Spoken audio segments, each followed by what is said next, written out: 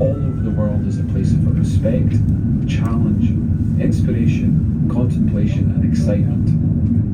These mountains are known as the Cairngorms, or a munro in Gaelic, meaning the red russeted range, which is home to many specialist plant and animal communities. From the red deer to the mountain hare, to the tiny snow bunting, dotterel and the ptarmigan. You are now travelling to the edge of one of the last true mountain wildernesses in this country. It forms Britain's largest nature reserve and is within the boundary of the Cairngorms National Park.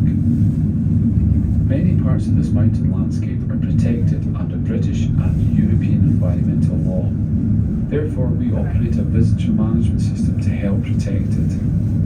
As visitors, we should tread lightly to minimise our impact on them. These mountains are not ours, but our responsibility is to look after them as custodians of this unique and iconic national asset. As we climb through Corrie Cass, we are travelling through a landscape that thousands of years ago looked very different to what you see today.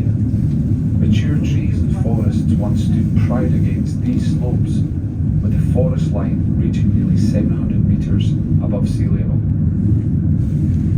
Around 5,000 to 6,000 years ago, the climate deteriorated into a much cooler and wetter period, which was too much for these higher forests to survive.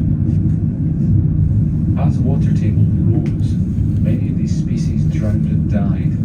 But as these tree species fell, the massive bog peatlands started to form and spread. In recent years, large Scots pine tree trunks have been found deep in the peat, almost perfectly preserved for thousands of years. Some of the natural regenerating trees you may see up on the ridges have been seeded and grown over the last 30 years. Much of the seeds have been blown in from the vast seed sources of Glenmore, Abernethy and as far afield as Glenfeshie. Since the early 2000s, some 12,000 tree saplings of rowan, Scots pine, birch, alder, juniper and willow have been planted by 3,000 cross-cultural volunteers. This planting is the start of a long-term vision to enhance the habitat of the Northern Corries.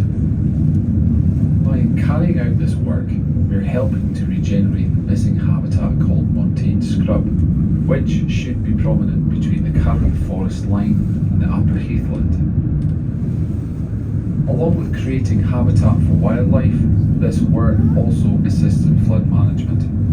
As the trees cover some of the water courses, it helps regulate and cool the temperature of the stream and river systems as they cascade down towards the majestic River Spey and the Strath below.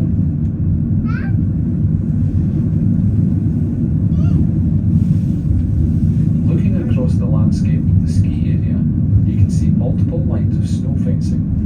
These fences are crucial in the ski areas in Scotland and other resorts across the world, where strong winds are a constant feature.